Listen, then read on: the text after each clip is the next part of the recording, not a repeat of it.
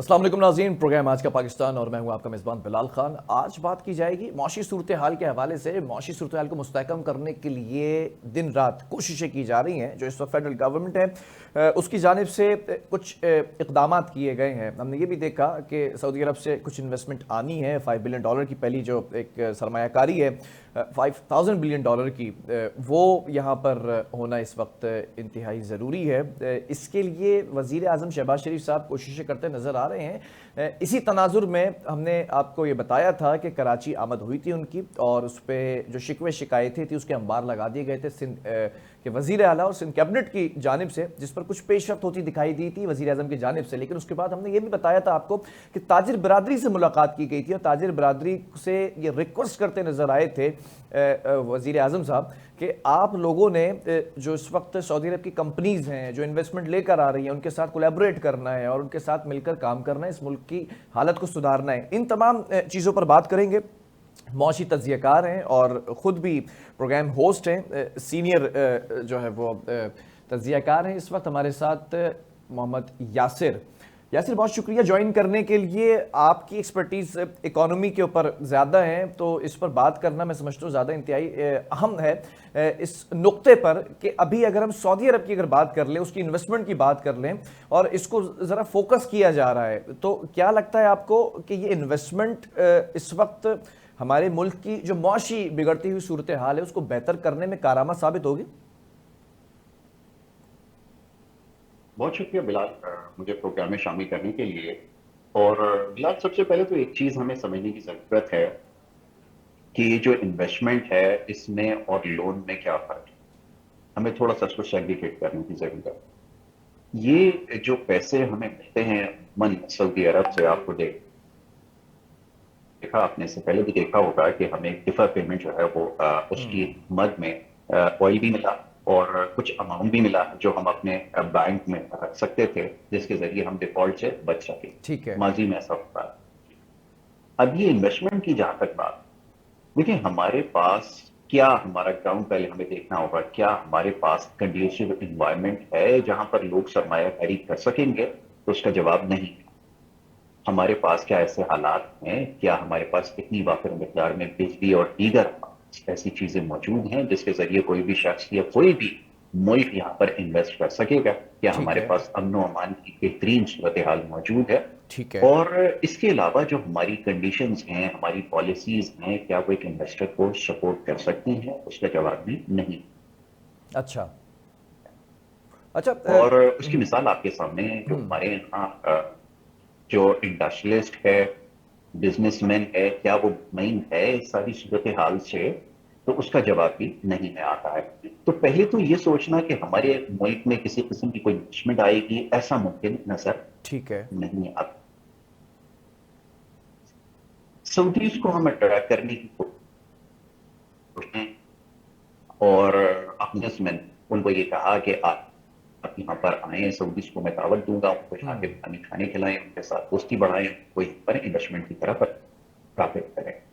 तो देखिए, बड़ी माजरत के साथ हमारे पास हमारा जो बिजनेसमैन है उसका इतना पोटेंशियल नहीं है कि वो यहाँ पर बाहर से लोगों को इसके लिए लेकर आए, उन शोबों में उनसे सरमायाकारी कर सके। कुछ ठीक है। लोगों ने अपनी कई कोशिश जरूर की थी, लेकिन उसके जो नतीजे निकले थे वो बड़े भयानक। तो ये तो मुमकिन नजर नहीं आता। और जैसे मैंने कहा कि बिजनेस के लिए सरमायाकारी के लिए सबसे पहले साजगार माहौल दरकार है, वो आपके पास नहीं है और कभी भी आपके पास नहीं है आज, जिसकी वजह से यहाँ पे सरमायाकारी का तो आप जो खात देख रहे हैं वो शर्मिंदा काबिल नहीं हो सके। अच्छा। दूसरी तरफ जैसे आपने बात की, हाँ ये जरूर हो सकता है कि हमारे यहाँ कुछ ऐसे सरकारी इदारे हैं जिनको हम प्राइवेटाइजेशन की तरफ लेकर जाने की कोशिश कर रहे हैं। हो सकता है कि सऊदीज उसमें दिलचस्पी, यहाँ पर और बहुत सारे काम ऐसे हो रहे हैं सिंध के अंदर भी, कुछ जैसे गैस की बिलिंग वगैरह है और इस तरह के दीगर शोबाजात है, उसके अंदर हो सकता है कि वो किसी तरह से अट्रैक्ट कर सकें। वरना ऑल इन ऑल जो उनकी तरजीहात है वो अभी अक्सर मुख्तलिफ है। ये हमें सोचना होगा कि उनको इन्वेस्टमेंट के लिए जब इस रीजन की तरफ देखते हैं तो यहाँ पर और बहुत सारे जो कंट्रीज हैं वहां पर उनके लिए साजगार माहौल भी है, वहां की प्राइसेस भी बड़ी कंपेटिटिव हैं। अगर इन्वेस्टमेंट के लिए जा रहे हैं तो वहां पे लैंड भी उनके पास है और इस तरह जो दीगर मसले हैं वो भी दीगर के पास हमसे ज्यादा हैं। تو یقیناً اگر کوئی بھی شخص بزنس کرے گا، اچھا پہلے تو ہمیں یہ سمجھنا ہوگا ایک چیز جو ہم شاید ابھی تک نہیں سمجھ پائے بحیثیت پاکستان، کوئی بھی ملک اور دنیا، ہم جن کو برادر ممالک کہتے ہیں، جب بھی بات بزنس کی ہوتی ہے تو ہمیشہ بات ہوتی ہے مفاد کی، ٹھیک ہے، اپنے اپنے مفاد کو دیکھا جاتا ہے، اس میں ٹھیک ہے، قطعی ایسا نہیں ہوتا کہ آپ یہ جو ہے وہ بھائی ہیں یا کچھ بھی ہیں، ساتھ ملک ہیں، یہ ساری چیزیں جو ہیں وہ بے معنی سے ثابت ہوتی ہیں۔ اس کے لیے ہمیں واقعتاً جیسے میں نے عرض کیا کہ سازگار ماحول جو ہے وہ دینا ہوگا، اور جب ہم سازگار ماحول دیں گے، پالیسیز ہماری انہیں سپورٹ کریں گی، اور پھر ایک چیز اور یہ بھی دیکھیں گے کہ دیگر مالک کے اندر اگر وہ انویسٹ کرتے ہیں وہاں سے ان کو کیا ریٹرن آن انویسٹمنٹ ملتا ہے، وہاں پر جو منافع ہے وہ انہیں کس شرح میں ملے گا، وہ یہ تمام چیزیں دیکھیں گے۔ اور سب سے بڑی چیز میں آپ کو بتاؤں، ایک میاں اس کو دیکھتے ہیں اور اس کے بعد فیصلہ کرتے ہیں۔ جن ممالک کے اندر پہلے سے ہی خطرہ ڈیفالٹ کا موجود ہو، وہاں پر کوئی بھی شخص، جب یہاں پر مقامی لوگ انویسٹ کرنے کے لیے تیار نہیں ہے، تو یہاں پر اگر آپ تکنیک سرمایہ کاری کا اگر آپ دیکھ رہے ہیں تو میرا خیال یہ ہے کہ یہ صرف وقت کا ایک ضیاع ہے۔ تو اچھا دیکھیں کہ کیا صورت ہے بنتی ہے۔ جی یاسر، ذرا یہ بھی جاننا چاہوں گا، آپ نے کہا کہ obviously اگر حالات سازگار نہیں ہوں گے تو جب مقامی جو انویسٹر ہے وہی نہیں آگے بڑھ رہا ہے تو پھر کیسے آپ انٹرنیشنل جو فنڈز ہیں یا انویسٹرز ہیں ان کو یہاں پر اٹریکٹ کرنے کے لیے کوئی چیز یہاں پر پیدا کریں گے؟ سوال یہ پیدا ہوتا ہے کہ انٹرسٹ ریٹ اس وقت 25% تک جا چکا ہے، اور پھر لوگ بزنس سے اپنے پیسے کو نکال کر انویسٹمنٹ کرتے نظر آ رہے ہیں بینکس کے اندر، جس سے بڑا اچھا ریٹرن اور بڑا اچھی ایک پروفٹ ملتا نظر آ رہا ہے۔ جب یہی اس طرح کا سینیریو ہوگا تو پھر بزنس کیسے فلرش کرے گا؟ اس چیز کو کم کرنے کے لیے کوئی سجیشنز نہیں ہے کیا بزنس مین کمیونٹی کے پاس؟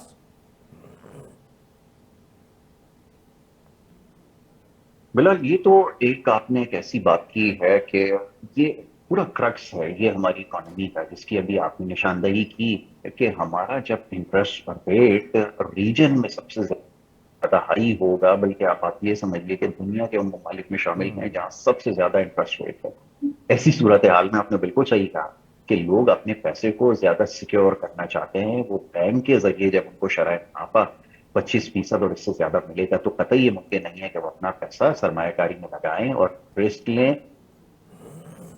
اور وہ بھی ایسے ملک کے اندر جیسے میں نے عرض کیا کہ جہاں اس کے علاوہ پالیسیز اس کو سپورٹ کرتی ہیں، نہ اس کے منافع کی کوئی سیکیورٹی ہے، تو اس کے لیے سب سے آسان اور بہترین راستہ یہ ہے کہ وہ اپنے سرمایہ کو بینک پہ رکھے اور اس کے اوپر انٹرسٹ چارج کرے۔ تو یہ آپ نے بالکل ٹھیک کہا، یہ ایک بہت بڑا چیلنج ہے، اور یہ ایک ہمارے یہاں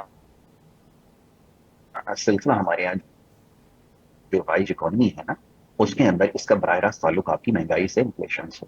جب آپ کے انفلیشن کے نمبر اتنے اوپر ہوں گے تو لامحالہ آپ کو انٹرسٹ ریٹ کو بھی بڑھانا پڑے گا، اور یہی وجہ بن رہا ہے کہ آپ کی ابھی تک جو اکانومی ہے وہ ٹھیک نہیں ہو سکی۔ اور مزے کی بات یہ ہے، بلکہ بڑی عجیب سی بات یہ ہے، میں کہنے پر مجبور ہوں کہ آپ کی جتنی بھی گرہیں لگی ہوئی ہیں آپ کے ملک کی اکانومی کے اندر، اس میں سے کوئی ایک بھی ابھی تک آپ نے نہیں کھولی ہے، اور نہ ٹھیک ہے، ہی آپ کے پاس کوئی پلان اور ایجنڈا نظر آتا ہے۔ ٹھیک ہے، اس وقت جو وفاقی حکومت ہے اس کی تمام تر کوشش یہ ہے کہ وہ کسی بھی طرح سے آئی ایم ایف سے پیسے لے کے، آپ کی جو اس وقت سب سے بڑے چیلنجز ہیں کہ وہ یاد رکھیے کہ آپ کے یہاں کوئی پلان شارٹ ٹرم، یعنی کہ ایک قلیل مدتی، درمیانی وسط مدتی اور کوئی طویل مدتی کوئی بھی پلان آپ کے پاس نہیں ہے۔ اور جب یہ پلان آپ کے پاس نہیں ہوگا تو آپ کی کوشش صرف یہ ہوتی ہے کہ اس وقت کسی بھی طرح اس سچویشن سے باہر نکلیں، اور اس کے بعد آنے والے وقت میں جو سچویشن ہوگا اس کا سامنا کس طرح کرنا یہ بعد میں دیکھا جائے گا۔ جی ٹھیک ہے۔ ایک سوال یہاں پر یہ بھی آپ کی موجودگی کا میں فائدہ اٹھاتے ہوئے یہ پوچھنا ضرور چاہوں گا کہ اس وقت آئی ایم ایف ایک بڑا مسئلہ ہوتا ہے ہمارے پاس، جب ہم بجٹ پیش کر رہے ہوتے ہیں تو اس کے اندر آئی ایم ایف کی قسط جو آنی ہوتی ہے یا جو آ جاتی ہے وہ ملا جلا کر اور اس کو ایڈ آن کر کے پھر ہم اپنی جو اکانومی ہے جو ہمارا ملک ہے اس کا پہیہ ہم چلانے پر مجبور ہو جاتے ہیں۔ آئی ایم ایف سے چھٹکارے کے اوپر بڑی میں نے اور آپ نے بڑے پروگرامز کیے، اس کے اوپر باتیں کی ہیں، لیکن اس وقت ہم یہ دیکھ رہے ہیں کہ جو ایک عالمی سطح پر کشیدگی اور جنگ زدہ ایک ماحول ہے، اوبویسلی پاکستان کہیں نہ کہیں تو کھڑا ہوگا کسی ایک بلاک کے اندر، دیر از نو گرے ایریا ایدر بلیک اور وائٹ۔ تو اگر کسی بھی بلاک کی طرف جاتا ہے تو اس کے کانسیکوینسز کیا ہو سکتے ہیں پاکستان کی اکانومی پہ؟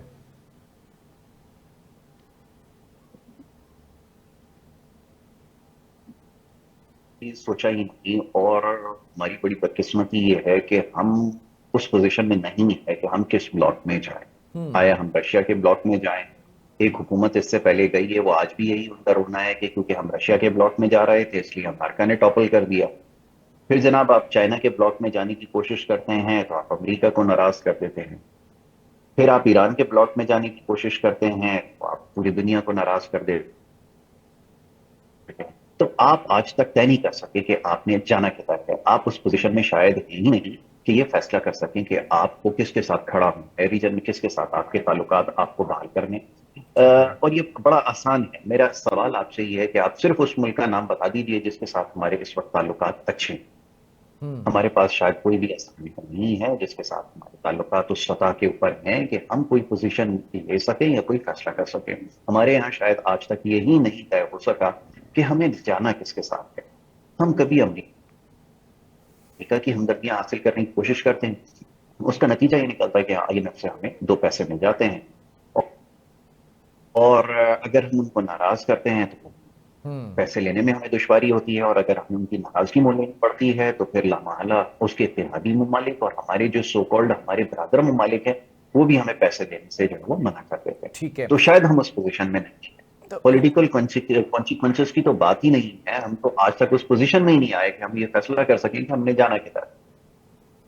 لیکن اگر یاسر بات کر لی جائے مہنگائی کی، جی بلال. مہنگائی کی اگر بات کر لی جائے تو 2013 سے ہی یہ جو جنگ چل رہی ہے اس وقت دو سیاسی جماعتوں کے مابین، ایک طرح سے میوزیکل چیئر ہی ہے. ایک وقت میں کوئی سیاسی جماعت برسر اقتدار رہی ہے، پھر دوبارہ دوسری سیاسی جماعت آ جاتی ہے.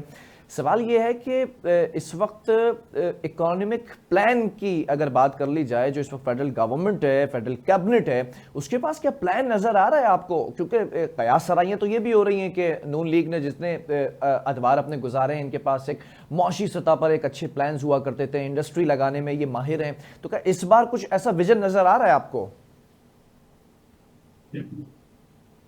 بلال یہ بڑی بدقسمتی ہے کہ یہ گورنمنٹ جس کی ابھی آپ نے نشاندہی کی ہے، جس میں کیپٹلزم کو پروموٹ کیا جاتا ہے اور انڈسٹریلائزیشن کے بارے میں بات ہوتی ہے، اس دفعہ بڑی عجیب بات ہے کہ حکومت تو یہی ہے تاہم پالیسی کوئی نہیں. اور میں یہ بھی عرض کرتا چلوں، آپ نے سنا ہوگا کہ بار بار اس چیز کو دہرایا جا رہا ہے اور نشاندہی کی جا رہی ہے کہ ہمیں مشکل فیصلے، ہمیشہ سے بات ہوتی آئی ہے، کوئی پہلا موقع نہیں ہے. جب ہمارے پاس کسی قسم کی پالیسی نہیں ہوتی، ہم ایک گائیڈ لائن کے اوپر چلتے ہیں جو ہمیں آئی ایم ایف کی جانب سے دی جاتی ہے، تو ہم اسی قسم کی باتیں کرتے ہیں. وزیر خزانہ صاحب کی آپ گفتگو سن لیں تو ایک ہی چیز کو دہرا رہے ہیں کہ اب ٹھیک ہے. عوام کو ٹیکس دینا ہوگا. بڑی عجیب بات ہے، بڑی عجیب بات ہے کہ ہمارے یہاں کبھی بھی یہ جو وزیر خزانہ ہے اس منصب پہ کوئی بھی ایسا بندہ ہمارے پاس نہیں ہے جس کو ہم بنا سکیں اور جس سے امید رکھ سکے کہ وہ کوئی پالیسی میکنگ کر سکے. اس سے ٹھیک ہے. پہلی حکومت میں بھی ایسا ہی ہوا، آئی ایم ایف کی جانب سے بندہ بھیجا گیا جس کو ہم نے امپورٹ کیا، اور اس کے بعد جو ہماری اکانومی کا حال ہوا وہ آپ کے سامنے ہے. اور ہم 23ویں پلان سے 24ویں پلان، 24ویں سے 25ویں اور 25ویں سے 26 کی طرف جو ہے وہ پیش قدمی ہماری جاری رہے گی. اس حکومت کی جہاں تک آپ نے بات کی، اس کے پاس کوئی ایسا پلان نہیں، مجھے ابھی تک کوئی ایسا پلان نظر نہیں آ رہا. جیسے میں نے عرض کیا کچھ دیر قبل کہ یہ روزانہ کی بنیاد پہ اکنامک افیئرس کو چلایا جا رہا ہے. بجٹ کے اندر یہ مزید چیزوں کو مہنگا کریں گے، ہر اس چیز کے اوپر مزید ٹیکس اور زیادہ لگایا جائے گا جو ایک عام آدمی کی دسترس میں ہے. اب بہت تھوڑی سی ایسی چیزیں ہیں جو ایک عام آدمی افورڈ کر سکتا ہے، ان کی کوشش یہ ہوگی کہ وہ بھی ایک عام آدمی کی پہنچ سے دور کر دیا جائے. تو یہ کل پالیسی اس وقت ہمیں ٹھیک ہے. یاسر وقت کی نظر آ رہی ہے جس کی وقت انڈیکیشن وقت پہ کا آئے وقت تھوڑا سا کم ہے، اور آپ کا وقت بھی میرے لیے ضرور جو ہے وہ زیادہ قیمتی ہے. یاسر یہ جاننا چاہوں گا، جو بزنس کمیونٹی ہے، ہم نے یہ دیکھا پچھلے کچھ 2 سے 3 ادوار کے اندر کہ بزنس کمیونٹی کے اندر بھی بلاکس بن گئے ہیں اور دو سیاسی جماعتوں کے اندر وہ بڑھتے نظر آ رہے ہیں، جبکہ بزنس کمیونٹی کا کوئی ایسا تعلق نہیں ہوتا پالیٹکس سے. تو کیا جو اس وقت سیاسی جماعت برسر اقتدار نہیں ہے، جو جیل میں ہیں، جن کے باسی، جن کا ذکر کیا عارف حبیب صاحب نے بھی کہ آپ کو اب ہاتھ ملا لینا چاہیے، وزیر اعظم سے یہ کہا، تو کیا وزیر اعظم شہباز شریف صاحب کے کراچی آنے پر یا ان کے جو اس وقت بزنس کمیونٹی ہے اس کے پاس ایک قدم آگے بڑھانے کے لیے کیا بزنس کمیونٹی بھی اسی طرح سے آگے بڑھے گی، ٹرسٹ بلٹ ہو سکے گا، ڈیولپ ہو سکے گا؟ کیونکہ ابھی کچھ عرصہ قبل اگر چلے جائیں آپ ماضی قریب کے اندر، تو پی ڈی ایم نامی جو حکومت تھی اس نے ملک کا دیوالیہ کر دیا تھا. بالکل ایسا ہی ہے بلال. عرض یہ ہے کہ یہ بزنس کمیونٹی کو میں تھوڑا سا یہاں پر جو ہے وہ اس کے بارے میں بات کرنا چاہوں گا. آپ مجھے کوئی ایسا پاکستان کا دور بتا دیں جس میں یہ مطمئن رہیں.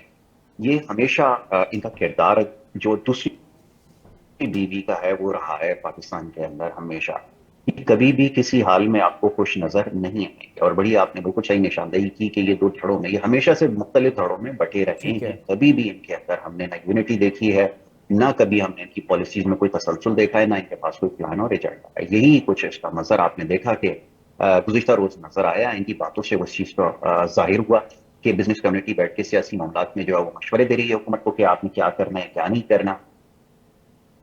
اور یہ محض انہی کی لڑائی کا نتیجہ یہ نکلا کہ دو حکومتیں جو ہیں اس سے پہلے آپس میں آمنے سامنے کھڑی رہی ہیں، اور انہی بزنس کمیونٹی کے دو بڑی اہم شخصیات کی جو لڑائی ہے اسی کا نتیجہ یہ کہ وہ آپ کو ٹی وی چینلز کے اوپر بھی نظر آئے گی، وہ لڑائی کا نتیجہ وہ آپ کو عام اداروں کے اندر بھی نظر آئے گی، اور ہر سطح پر انہی کی لڑائی ہے جو آپ کو نظر آ رہی ہے. تو یہ ان کا کہنا، عارف حبیب صاحب کا، یا جو بھی بزنس کمیونٹی کے لوگ ہیں حکومت کو مشورے دے رہے ہیں، بجائے اس کے کہ یہ مشورہ دیتے کہ حکومت کو پالیسیز کو کس طرح جو ہے اڈاپٹ کرنا چاہیے، ٹھیک ہے. کس طرح ایک گائیڈ لائن ان کو دینی چاہیے، کس طرح ان کو قیمتوں کو کم کرنا ہے، توانائی کے شعبے پہ کیا کر سکتے ہیں، اور یہ اپنی کنٹریبیوشن کیا ان کی ہونی چاہیے، اس کے بارے میں یہ بات کریں، بجائے اس کے کہ یہ حکومت کو مشورہ دیں کہ انہوں نے کیا کرنا ہے کیا نہیں کرنا، کس سیاسی جماعت کے ساتھ اتحاد بنانا ہے نہیں بنانا. اس سے پہلے بھی جو سیاسی جماعت تھی، جو سو کالڈ سیاسی جماعت میں اس کو کہتا ہوں، جب ان کی حکومت تھی تو کس قسم کی باتیں کیا کرتے تھے، میں اگر یہاں دہرانا شروع کروں گا آپ حیران رہ جائیں گے کہ ان سے جو ہے وہ نہ ان سے بات کرنے کے لیے تیار ہوا کرتے تھے، نہ یہ ان سے بات کرتے تھے. تو یہ عجیب عجیب باتیں اس وقت کر رہے ہیں. ہاں یہ ضرور ہے کہ ملک کے اندر مفاہمت کا راستہ اس وقت اختیار کرنے کی ضرورت ہے. ہو سکتا ہے عارف حبیب صاحب نے اسی کی طرف نشاندہی کی ہو کہ آپ اس وقت جو ہے مفاہمت کا راستہ اختیار کریں، ٹکراؤ کی طرف نہ جائیں، کیونکہ ٹکراؤ کی طرف جانے میں جو ہے وہ سب کا نقصان ہوگا. تو اس سے فی الوقت بچنے کی ضرورت ہے. یہی جو غلطی ہے، بھیانک غلطی سے پہلی حکومت جو کہ پاکستان تحریک انصاف کی تھی، جی. انہوں نے یہ بھیانک غلطی کی. وہ صرف ٹکراؤ کی طرف گئے جس کا نتیجہ یہ نکلا کہ ملک کے اندر جو ہے وہ سیاسی عدم استحکام آیا اور معاشی بدحالی کی طرف ہم گئے، اور غلط فیصلوں کی وجہ سے آج یہ جتنے بھی فیصلے ہمیں کرنے پڑ رہے ہیں اس وقت، اس کی وجہ یہی ہے کہ وہ غلط فیصلے اور پالیسیز کو. ٹھیک ہے. چل ٹھیک ہے محمد یاسر، بہت شکریہ آپ کے قیمتی وقت کا اور تجزیے کا. اب دیکھ رہے ہیں یہ ہے کہ اس وقت جو بزنس کمیونٹی ہے وہ پولیٹیکل سیاسی جماعتوں کی طرف زیادہ ان کا جو ہے وہ جھکاؤ ہے. اب دیکھنا یہ ہے کہ اگر مشورے، جیسے کہ محمد یاسر نے کہا کہ اگر مشورے دیے جا رہے ہیں کہ آپ کو کس سے ہاتھ ملانا چاہیے کس سے نہیں ملانا چاہیے، اس کے برعکس اگر کوئی ایسا مشورہ دیا جاتا ہے تو کس طرح سے آپ نے ملک کو چلانا ہے، اور اکانومک جو اس وقت سچویشن یا کرائسس سے جو ہم گزر رہے ہیں اس سے نکلنے کے لیے کوئی تجویز دی جاتی ہے تو وہ زیادہ اچھا ہوتا ہے. بہرحال دوسری اسٹوری کی طرف بڑھیں گے اور اس وقت بات کریں گے ڈائریا کی جو ایک سچویشن بلڈ ہو چکی ہے خاص طور پر چھوٹے بچوں میں. 8 سال سے 10 سال سے کم کے جو عمر کے بچے ہیں وہ اس وقت ایمرجنسی وارڈز اگر اٹھا کر دیکھیں کراچی کے تو وہاں پر ایک ایمرجنسی نافذ ہو چکی ہے ایک طرح سے. انڈائریکٹلی اگر میں یہ کہوں بچوں کی تعداد وہاں پر زیادہ ہے اور اس پر بات کرنا انتہائی اہم ہے. ضروری ہے کہ یہ ہو کیوں رہی ہے بیماری اور یہ کن کن اوقات میں ہوتی ہے اور اس کے سمٹمز کیا ہوتے ہیں اور ان سے کیسے بچایا جا سکتا ہے، آپ اپنے بچوں کو ان بیماریوں سے کیسے بچا سکتے ہیں.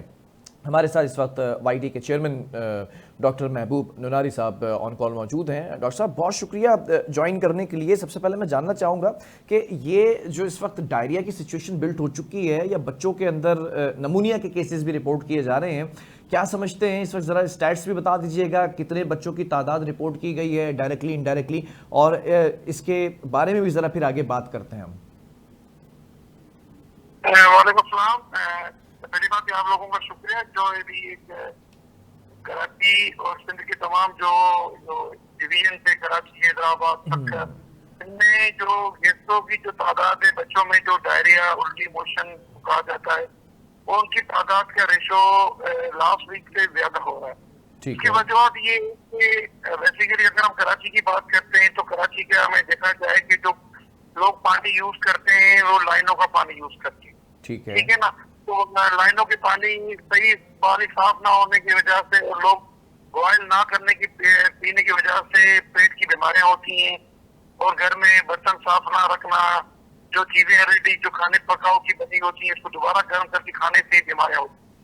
اور میری تمام پبلک کو یہ ریکویسٹ ہے کہ آپ لوگ جو بھی پانی استعمال کرتے ہیں، کیونکہ ہر کوئی اپر کلاس یا ایلیٹ کلاس تو ہے ہی نہیں جو منرل واٹر یوز کرے، کیونکہ مجبوری ہے، غربت پاورٹی زیادہ ہے ہمارے ملک میں، تو لوگ टाइनों का पानी इस्तेमाल करते हैं या जो आसपास जो फिल्टर लगे होते हैं वो लोग इस्तेमाल करते हैं। ठीक है, तो मेरी रिक्वेस्ट है कि जो भी पानी इस्तेमाल करे वो बॉयल करके इस्तेमाल करे, और ठीक है। डिस्ट्रिक्ट इंतजामिया है उनको चाहिए कि फिल्टर के प्लांट्स को रिन्यू करें ताकि बीमारियां कम हो, क्योंकि अभी कराची में हीट स्ट्रोक शुरू भी नहीं हुआ। हीट स्ट्रोक से पहले ही ये बीमारियां उसी नंबर ऑफ रेशियो से बढ़ती जा रही हैं। जो हमारे पास जो इमरजेंसीज है सिंधपुरी की, उसमें 40 to 45% जो रेशियो है वो गैस्ट्रो का है, चाहे बच्चे हो या बड़े हो। बस बड़ों में तो कम है, बच्चों में ये चीज ज्यादा हो चुकी है। और जो माएँ बच्चों को फीडर यूज करती हैं, टॉप फीड देती हैं, उनकी प्रॉपर डाइल्यूशन नहीं बनाती, उनकी वजह से भी ये दूसरा मेडिकल इशू है। और अच्छा, मेडिकल नॉन मेडिकल इशू जो है वो है एनवायरमेंटल की वजह से ये चीजें बढ़ती जा रही हैं। ठीक है। प्रिकॉशंस पर भी ज़रा सा बात कर लेते हैं और सिम्टम्स से भी ज़रा बात कर लेते हैं। ये सिचुएशन बिल्ड तो हो जाती है, डायरिया की आपने बात की, गैस्ट्रो की बात की, वर्स्ट जो है वो सिनेरियो क्या हो सकता है और किस तरह से ये वर्स्ट की तरफ बढ़ते हैं अगर इसको हम प्रिकॉशनरी मेजर्स को अगर मलूज़ खातिर ना रखें? अगर हम कंट्रोल नहीं करेंगे तो ये देखो ये एक बीमारी ट्रीटेबल है। इसमें बच्चों को या बड़ों को ORS, निम्कोल वाला पानी और प्रीबायोटिक्स वगैरह यूज करके हम बताते हैं। पर ये कि अगर आप टाइमली इसका ट्रीटमेंट नहीं करते तो बच्चों में जो निशानियां होती हैं, सीवियर डिहाइड्रेशन हो जाती है, संकनाइज हो जाती है और ड्राईनेस बढ़ जाती है, पानी की प्यास ज्यादा लगती है, ये निशानियां होती हैं। जहाँ कहीं भी इसकी कोई निशानी हो तो फौरन बच्चों की इमरजेंसी या करीबी बच्चों के डॉक्टर को दिखाएं ताकि वो अर्ली टाइम ट्रीटेबल हो जाए। और WHO भी इस पे वर्कआउट कर रहा है, तो तमाम गवर्नमेंट हॉस्पिटल्स हैं इसके लिए, तमाम हॉस्पिटल्स में जो टीम्स अवेलेबल हैं। पर ये कि बात वही हो जाती है कि ट्रीट हो जाती है, पर ये होती क्यों उसको हमें कंट्रोल करना पड़ेगा। जो कौमी इदारे हैं या इंटरनेशनल इदारे हैं सेहत के हवाले से, वो भी उसको इस पे ज्यादा काम करना चाहिए। ठीक है। अच्छा डॉक्टर साहब, ज़रा इस पर भी बताइएगा, आपने सिर्फ एक पानी का जिक्र किया कि पानी से ये ज़्यादा बीमारी जो है वो कनेक्टेड है, पानी आपने बॉईल करने की बात की है, तो और किन चीज़ों से ये जो गैस्ट्रो और डायरिया ये कनेक्टेड है? मैदे के अंदर अक्सर वर्म भी हो जाता है, बच्चा कुछ भी खा रहा होता है तो वो वोमिट के ज़रिए या फिर डायरिया के ज़रिए जो है वो बाहर निकल जाता है, स्टे नहीं करती है खुराक, इवन ड्रिप्स भी लग रही होती है तो ड्रिप्स के वक्त भी जो है वो उसको इस तरह की कैफियत होती है वोमिट की या फिर डायरिया की जो सूरत है उसमें ड्रिप्स भी जो है वो बाहर आ जाती हैं। जी, GI अपसेट होती है, मैदे की खराबी, पेट की खराबी। अब कुछ चीजें ऐसी होती हैं जो बच्चों में किसी बीमारी की वजह से होती है। जैसे बच्चे होते हैं 1 मंथ के न्यूनेट बच्चे होते हैं, उनमें ये जो बच्चे माँ शिकायत करती है ना, बच्चों को हम फीड कराते हैं तो बच्चा फौरन उल्टी कर देता है, तो वो फीड हजम न करना वजह होती है। कोई हमारा इसको गर्ड बोलते हैं, रिफ्लेक्स होता है जिससे ये वापसी चीज बाहर मुंह से आ जाती है। तो इसीलिए कि जो बच्चे या जो मदर बच्चों को टॉप फीड वगैरह यूज करती हैं तो उनको भी ख्याल करना चाहिए कि वो मदर फीड से तवज्जो दें ताकि बच्चों में बीमारियां न हों। और ये जो बीमारियां होती हैं आगे चल के यही पेट की बीमारियां टाइफाइड में कन्वर्ट हो जाती हैं, फिर बैक्टीरियल होती हैं। ठीक है। डॉक्टर साहब ज़रा सा ये भी बताइएगा कि इस वक्त आदाद शुमार के मुताबिक अगर बात कर ली जाए, स्टैट्स की बात कर ली जाए, तो कितना रेशो है बच्चों के अंदर इस बीमारी का इस वक्त, ख़ास तौर पे ये अप्रैल का जो माह है और फिर आगे मई भी आ रहा है, फिर आपने बताया कि आगे अभी तो गर्मी आई नहीं है, अभी तो गर्मी का आगाज़ हुआ है और ये इतनी तादाद रिपोर्ट की जा रही है इमरजेंसी में, तो ज़रा स्टैट्स अगर शेयर करना चाहें। जैसे मैं अभी national institute of child and Karachi बच्चों की इमरजेंसी की बात करूं, वहाँ हमारे पास 24 आवर इमरजेंसी में हम जो पेशेंट को ट्रीट करते हैं, जो बच्चे आते हैं न्यूनेट और जो है 1 साल से 12 साल तक बच्चे जो होते हैं, वो 350 से 400 बच्चे हम पर डे ट्रीट करते हैं। उनमें जो 40 to 45% जो रेशो होता है वो बच्चों को एक्यूट गैस्ट्राइटिस की कंप्लेन होती है। एक्यूट गैस्ट्राइटिस के बच्चे 40 to 45% होते हैं। और फिर इसके अलावा जो अप्रैल के जो स्टार्टिंग और मिडल्स भी हमारे पास वायरल इन्फेक्शन, डिप्थीरिया वगैरह वो हुए थे, डायग्नोज हुए। ठीक है, बहरहाल बहुत जी अराउंड पिक्चर अगर बताएं तो डायरिया की जो केसेस होते हैं 40 to 45। اچھا ڈاکٹر صاحب آخر میں یہ بھی پوچھنا چاہوں گا اگر ڈائٹ کی بات کر لی جائے کھانے پینے میں کن چیزوں کا خیال رکھا جا سکتا ہے اس بیماری سے بچنے کے لیے؟ خاص طور پر بچوں کو تو کھلانا پڑتا ہے، پکڑ کر بٹھانا پڑتا ہے، اور پھر ماں باپ ہی زیادہ تر جو ہے وہ ان کی ڈائٹ کا خیال رکھ رہے ہوتے ہیں، تو کوئی سجیشن، کوئی ایڈوائس؟ ہاں ایڈوائس یہ ہے کہ جو 6 منتھ سے 4 to 6 منتھ تک جو ہوتا ہے وہ مدر سے بچوں کو دیا جاتا ہے. 4 to 6 منتھ کے بعد بچوں کے وزن کے مطابق جو بچوں میں جو غذا شروع کی جاتی ہے وہ ڈاکٹروں کی سجیشن سے شروع کی جائے، سافٹ ڈائٹ، لکوڈ ڈائٹ شروع کی جائے. اور جو بڑے بچے ہوتے ہیں، ٹولرز ہوتے ہیں، اسکول گوئنگ بچے ہوتے ہیں، وہ موسٹلی باہر کے جنک فوڈ، چاکلیٹ وغیرہ میں لگ جاتے ہیں. تو کیا ہوگا، ان کو بھوک نہیں لگتی، پھر پیٹ کی بیماریاں ہوتی ہیں. وہ ان کی اسی نیوٹریشن پر دھیان دیا چاہیے. ٹھیک ہے، بہت شکریہ ڈاکٹر محبوب نوناری صاحب ہمارے ساتھ موجود تھے، وائی ڈی کے چیئرمین. اور ناظرین، بچوں کے اندر اس وقت یہ گیسٹرو کی بیماری جو ہے وہ زیادہ رپورٹ کی جا رہی ہے.